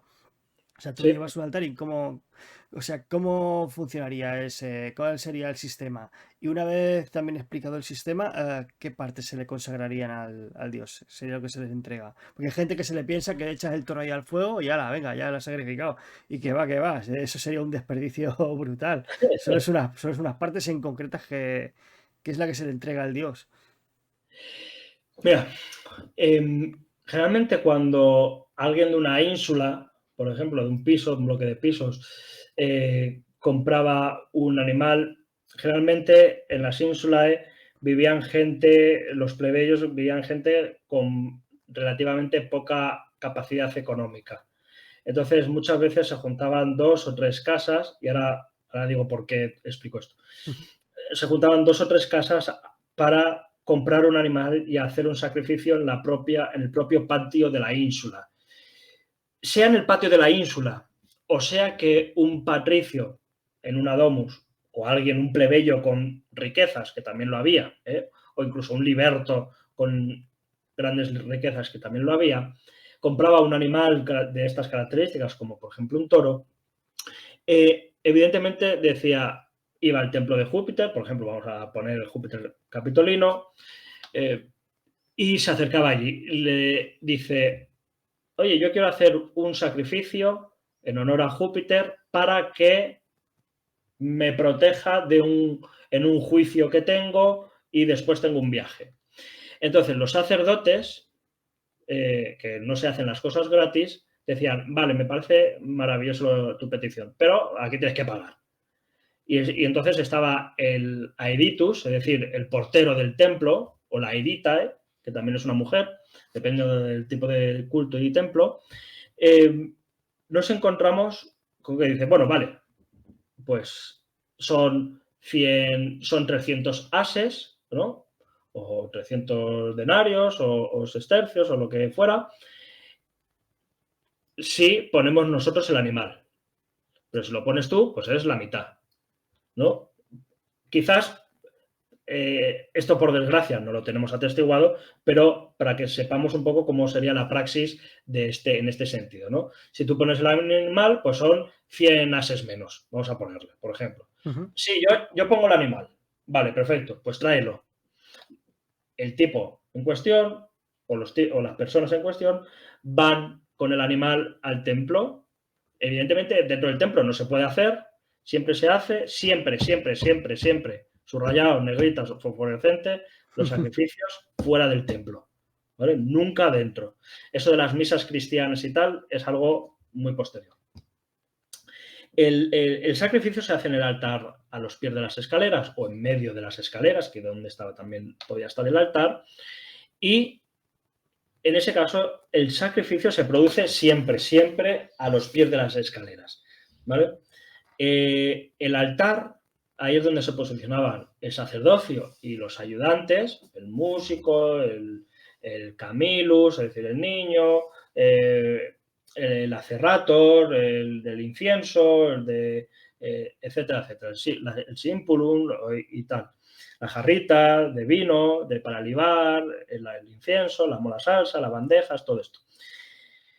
Y abajo, a los pies de la escalinata, estaban los 3 ministros, es decir, los 3 especialistas, por eso se llaman ministros, porque son especialistas en una materia, en este caso, la inmolación del animal, y estaba el popa, que es el que había llevado el animal para allá, estaba el cultrarius, que era el del culto, el que cortaba el cuello del animal, y estaba el victimario en sí, que era el que con un hacha o con un martillo daba en el cuello o en la cabeza del animal para dejarlo atontado o matarlo, definitivamente.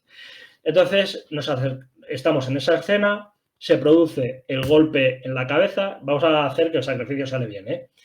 El sacrificio sale correctamente, el animal no ha mugido, la música suena maravillosamente, las oraciones se recitan maravillosamente, todo sale bien y muere el animal, ¿vale? Muere el animal y el ayudante del arúspicex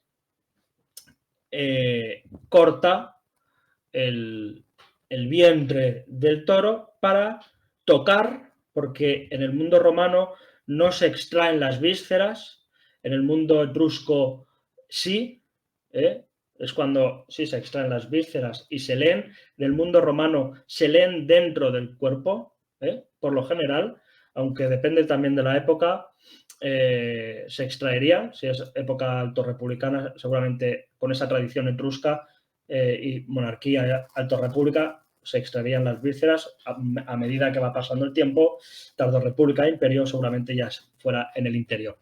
Se leen las vísceras, todo va bien, se cortan, se van eliminando esas vísceras, se van posicionando sobre el altar, se vuelven a leer, espolvoreando la mola salsa por encima, y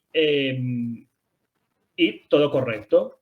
Ahora, ¿qué hacemos con el resto del animal? El resto del animal, por supuesto, tenemos que ver una escena dramática, sangrienta, porque el suelo de las escalinatas del templo está lleno de sangre del toro. Imaginaos, hemos abierto al toro por la mitad, las vísceras por el altar está sangrando, de hecho, nos lo dice algún autor paleocristiano, como Tertuliano, la imagen de todo esto y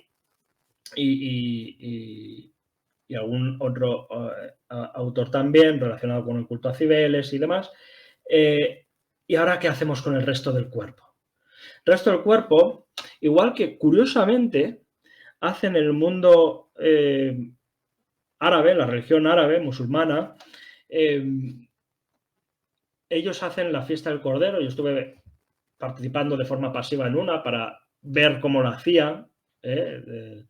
Yo soy impuro para ellos porque no soy musulmán, pues entonces no podía estar participando ahí tocando el animal. Porque entonces, en el Eid al-Adha, que es la fiesta del Cordero, generalmente pues lo hacen en agosto, bueno, depende de cómo caiga, y curiosamente hacen lo mismo que en época romana, que es partir el animal en 3 partes. Uno se lo lleva el templo, otra parte se lo lleva el pueblo y otra parte se vende en el mundo romano al Macellum, que es el mercado de carne, para que, perdón, uno se lleva al templo, otro el Macellum para el pueblo y otra parte, quizás una de las dos, perdón, sí, una de las tres, perdón, o dos de las tres, dependiendo de la generosidad del templo, se utilizan en un banquete ritual posterior. Entonces, esas partes del animal que se han cocido, se han cocinado, se han hecho a la plancha incluso, en las brasas, eso luego, incluso algunas de las vísceras, se comen en ese banquete ritual. Claro, en ese banquete ritual, el Macellum lo vende para el pueblo a un precio, es decir, es como carne sagrada, para los musulmanes es carne halal, ¿no? Para los judíos es el kosher, Sí. ¿no? Entonces, para los romanos se hace lo mismo. Es comida sagrada que se pone en el Macellum para que la gente lo pueda comprar. Y también existía el banquete ritual. En ese banquete ritual se repartía parte de esa carne sobrante y parte de las vísceras, que incluso se hacían morcillas, chorizos no, o no por lo menos con el picante que conocemos hoy, se haría otra cosa. En la zona esta de Valencia, Alicante, existen lo que son los blanquets, no sé si a lo mejor por Baleares también, que es como las morcillas, pero de color blanco, así dulces Sí. y tal. Los Ay, blancos, los blanquitos. ay, ahora no me sale el nombre. Lo quería decir tan rápido que no me ha salido. Sí, pero sé lo que me dices. Luego Pues vendrá. que se utiliza para cocidos, para todo esto, fabadas y tal. Bueno, pues una cosa parecida a este tipo de morcillas, ¿no? Y, evidentemente, la carne, y se invita a la gente, claro. No invitas al esclavo de turno, porque primero que estaban prohibidos los esclavos invitados en la mesa. No te puedes. La mesa no se podía sentar un esclavo al lado de un patricio. No están en la misma categoría social. Solo en el momento de la Saturnalia. Ahí podían intercambiar roles, ¿no? Pero bueno, si quería el patrono, ¿no? En ese patricio, en ese sentido. Pero en el banquete eran invitados, pues evidentemente los políticos, algunos patricios, e incluso, y por supuesto, el que había pagado el sacrificio, ¿no? Que menos. Una vez terminado todo eso, y la familia de él, una vez terminado todo eso, se recoge y cada uno para su casa, felices y contentos de que el sacrificio haya salido correctamente. El tipo que ha pagado todo este sacrificio se va contento a su casa y al día siguiente hace el viaje que prometido y pues a lo mejor se hunde en el mitad del Mediterráneo y ya está, pero no, pero se ha ido contento a la otra vida. ¿Y este banquete se hacía en el mismo recinto del templo? Claro, si vamos, por ejemplo, al templo capitolino, no tiene recinto, a priori. Es que es eso, porque. Entonces, ¿qué se produce? Y esto es muy interesante. Donde hoy estaba la copia de la estatua de Marco Aurelio, Sí. en el Monte Capitolino, ahí se ponían una serie de toldos para hacer lectisternia, es decir, hacer banquetes tumbados, o selisternia, que es sentados, que es preferentemente para mujeres.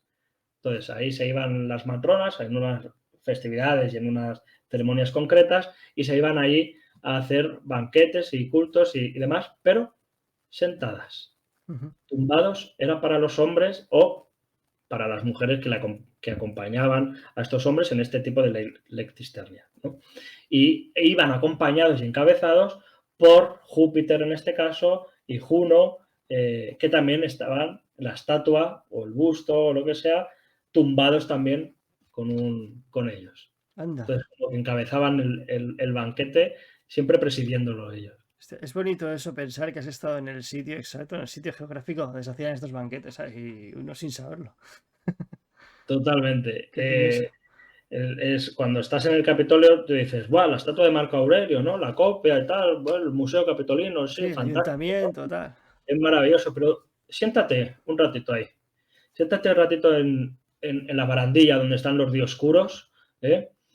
y siéntate y observa. Observa, sabiendo un poquito de la historia de Roma, que en esa zona, donde está la estatua de Marco Aurelio, ahí se produjeron una serie de eventos maravillosos que dices, "Jo, es que te imaginas la luz que hay por aquí, en los Selisternia, los banquetes, el sacrificio, la ceremonia que venían los generales después de un triunfo y subían justamente aquí y dominaban mediante la visión el resto del foro, cómo los emperadores también subieron por aquí y ven y están por encima, ¿no?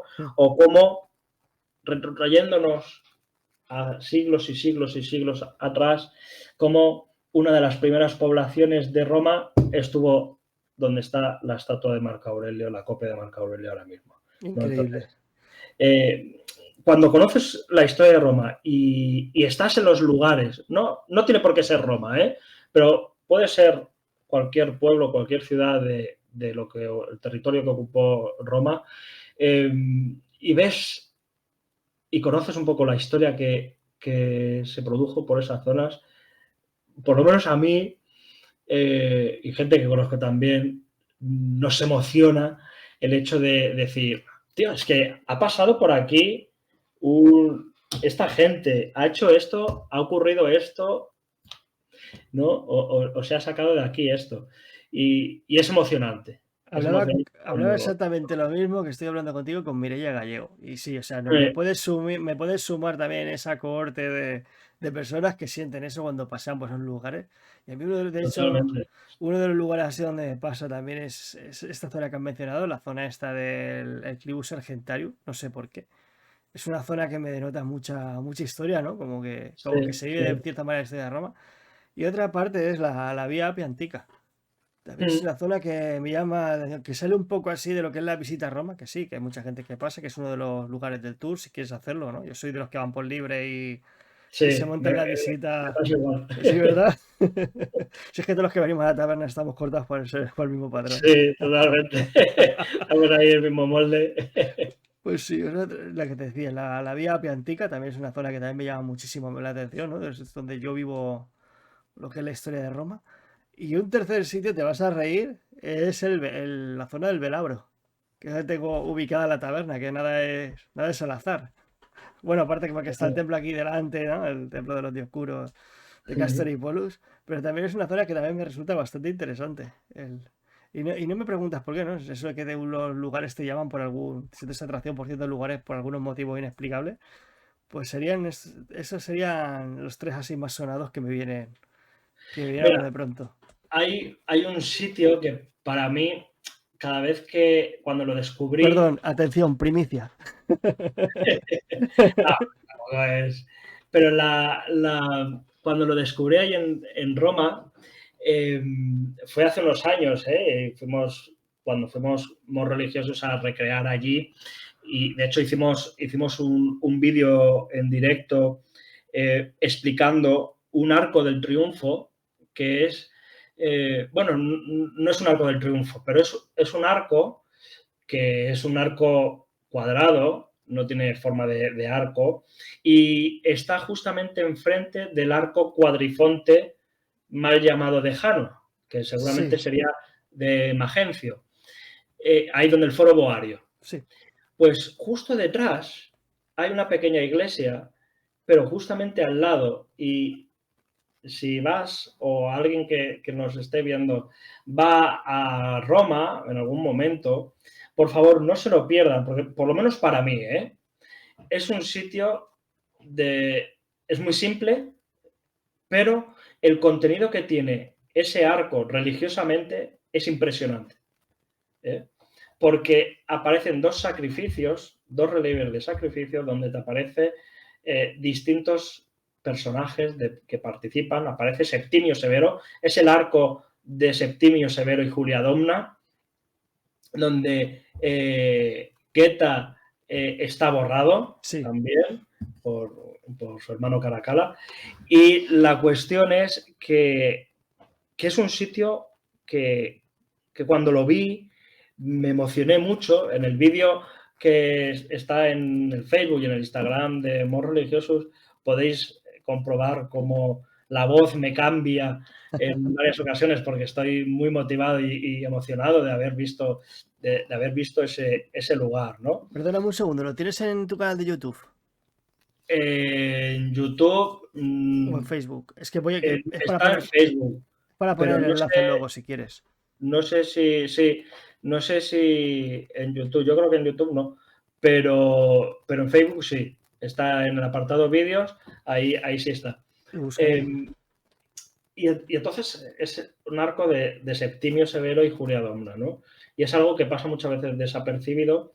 Y el año pasado estuve por ahí, estuvimos también por ahí, pero ya en octubre y tal, y dije, vamos a ir al mismo sitio, porque a mí me gusta.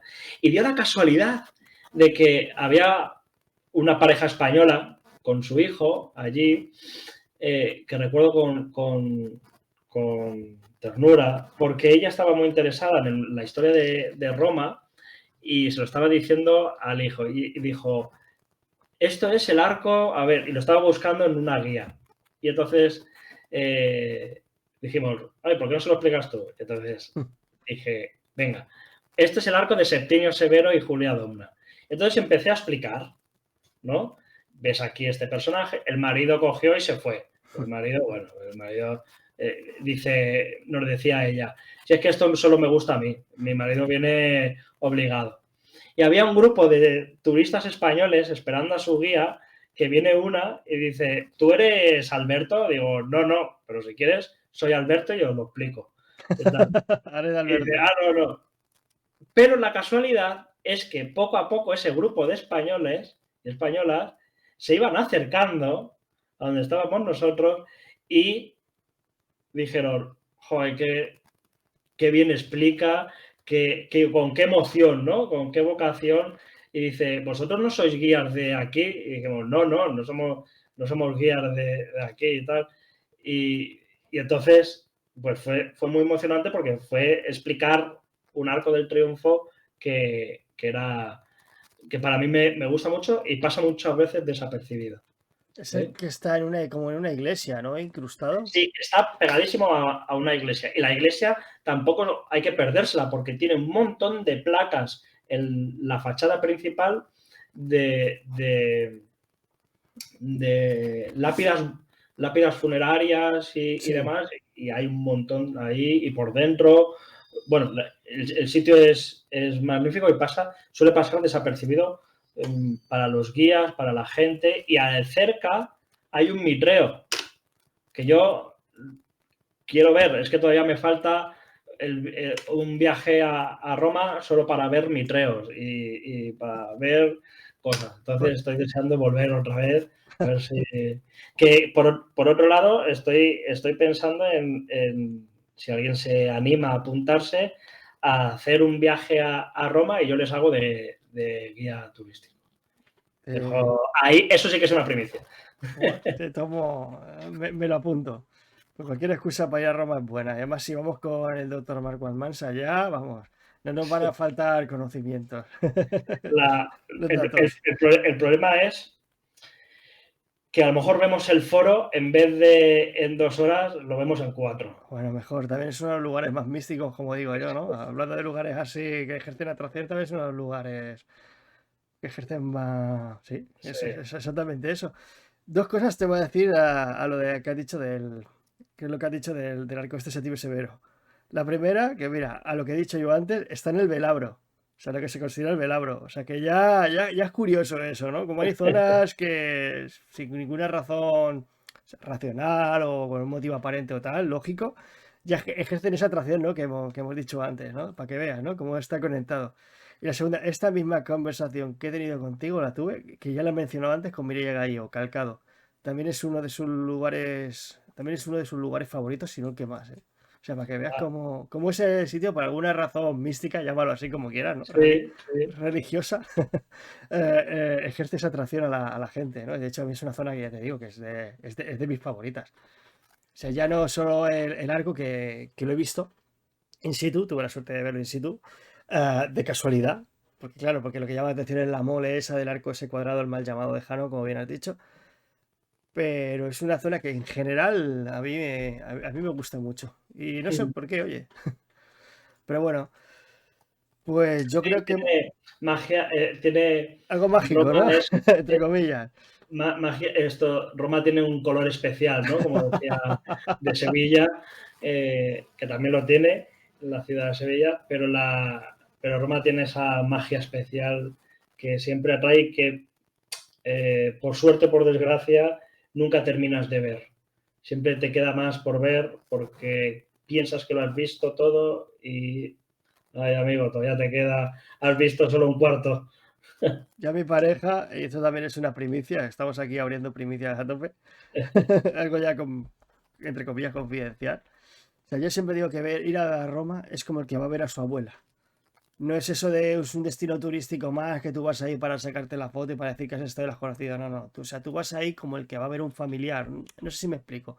Es Sí, un sí, destino sí, al que tienes que volver, ¿no? Es otro tipo de visita que haces a esa ciudad. No es para sacarte la foto en el Tíber o yo qué sé, o en el sí, Coliseo, comprarte. A ver, que yo siempre me compro recuerdos, ¿no? He estado 3 veces y espero que haya una cuarta, que ya tengo en mente.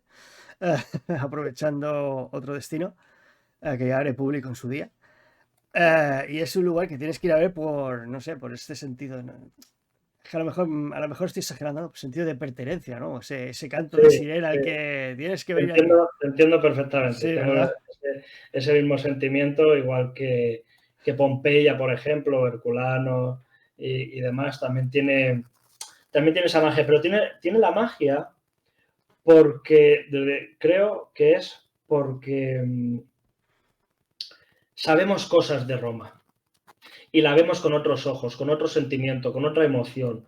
No es lo mismo una persona que no conoce la historia de Roma y que se lo empapa nada más que durante el viaje o para ese viaje, ¿no? Para saber y conocer 4 historias de la ciudad, no lo valora de la misma manera que, por ejemplo, lo valoramos nosotros, ¿no? Porque vemos una columna y ya flipamos.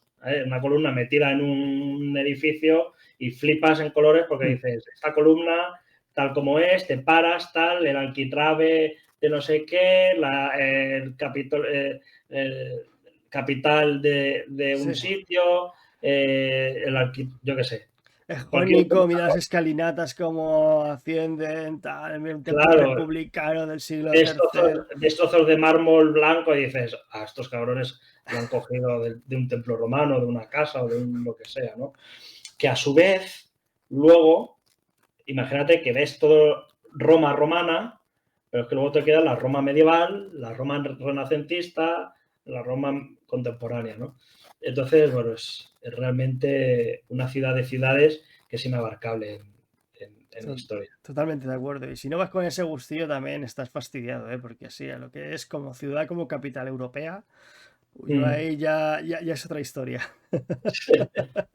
Y luego también los guías, ¿no? Que hay muchas veces por allí, no por no decir todos, pero los guías que van por los foros, pues siempre te cuentan lo típico y en algún caso te cuentan hasta sin querer queriendo algún bulo, por ejemplo, en Pompeya, que si el pene de la calzada que está ahí es para señalar el lupanar.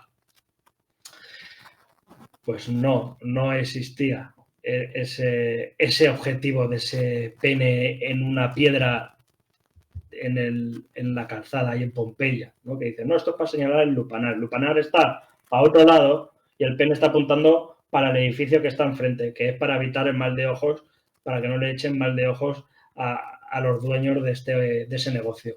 Entonces, va por ahí la cosa, Ajá. ¿sabes? Pero bueno, pero yo quiero hacer un viaje de ese tipo y que veamos las cosas bien y sobre todo intentar transmitir y que la gente que vaya conmigo sienta que lo que estamos pisando de la vía sacra, que lo que estamos viendo de los templos, de los edificios políticos, del edificio en general, la historia que estamos viendo, que estamos tocando, que estamos sintiendo de alguna manera. Entonces, creo que es una forma diferente que pretendo hacer viajar a la gente yendo allí. Totalmente, o sea, puedes aprovechar cuando quieres hacer el anuncio, sabes que tiene la taberna abierta para hacerlo y para hablarnos en primicia de este gran proyecto que seguro que tendrá muy buena acogida y mucha gente se querrá apuntar. A ver, abierto estoy, desde el día de hoy, abierto estoy. Genial, pues muchas gracias por dar la primicia, por cierto. Nada, a ti por darme micrófono para poder hacerlo. Faltaría más. Bueno, yo creo que hemos abarcado todos los aspectos. No nos dejamos nada del tintero, sino habrá más visitas. Sabes que la taberna está abierta siempre para ti. Nos dejamos en el tintero cosas, ¿eh? Ya te digo yo que sí. Sí, ¿verdad? Sí. Pero, Por ejemplo, a ver, hay una cosa que ahora se me está ocurriendo que al final era la parte que se consagraba a los dioses, ¿no? Que se entregaba a los dioses en sacrificio, era la vísceras, ¿no? las vísceras se cocían en una olla Ajá. que se llama augumenta immagumenta, que se cocían distintas partes de esas vísceras, tipo corazón, los pulmones, intestinos, el hígado, una vez ya hecho el examen de estas vísceras, y ese humo es lo que iba hacia los dioses. Pero nunca, nunca se hace en el interior de un templo. Claro, porque el templo estaba concebido como la morada del dios, ¿no? Estaba concebido como la morada del dios, pero lo único que se podía hacer en el interior era hacer ciertas, muy pocas, y depende del templo, no todos los templos, cierta reunión de sacerdotal o con algunos civiles o incluso en algún momento muy escueto, en época republicana con César, una reunión senatorial, pero Ajá. o de alguna comisión o de alguna historia. Pero ya está. El templo es en el interior, lo que sí se hacía en muchos de los templos, lo que pasa es que todo esto se ha perdido, es la deposición de los exvotos, de objetos para pedir curación o sanación o hacer una ofrenda, pedir alguna cosa, pero sin derramamiento de sangre.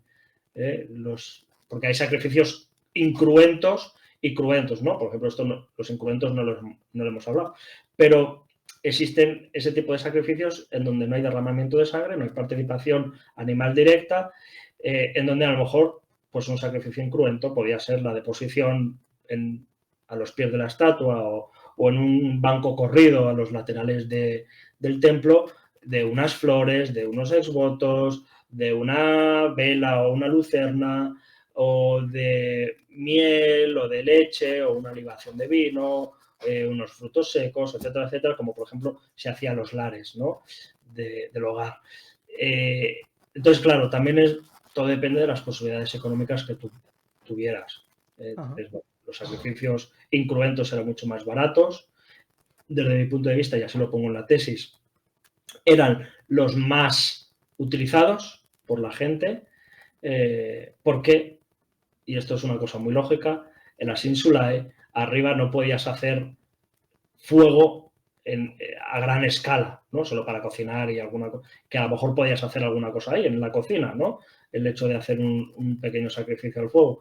Pero generalmente era incruento por las posibilidades económicas que eso tenían, ¿no? Esas familias, pues a lo mejor no iban a gastar un dinero en comprarse una gallina para sacrificarla, sino a lo mejor para criarla y tener huevos y luego ya cuando sea mayor sí la sacrificaban. O un conejo, ¿no?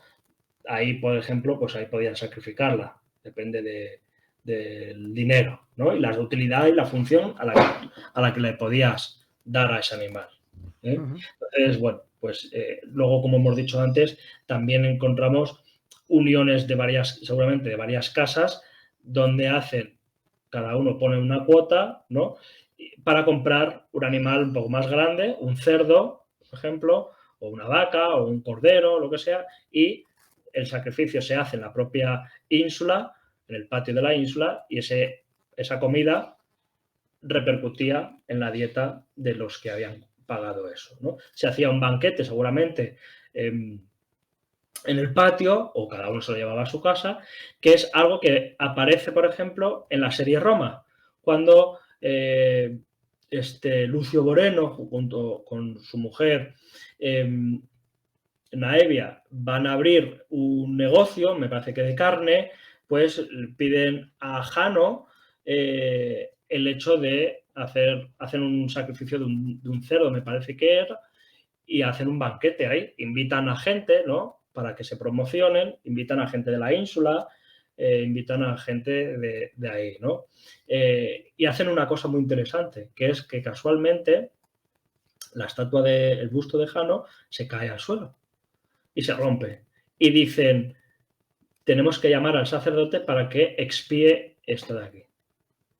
Entonces, es una vuelta a hacer otro sacrificio para hacer una expiación de algo nefasto, ¿no? Que es la caída del busto de Jano. Entonces, bueno, pero en ese sentido, a lo que me voy es al sacrificio pagado por una parte de la comunidad, de la ínsula o de la totalidad, y nos encontramos incluso mujeres que son victimarias, como Fitoma, ¿cómo se llama? Filoma Etema, creo que se llama así, que es popa de ínsula.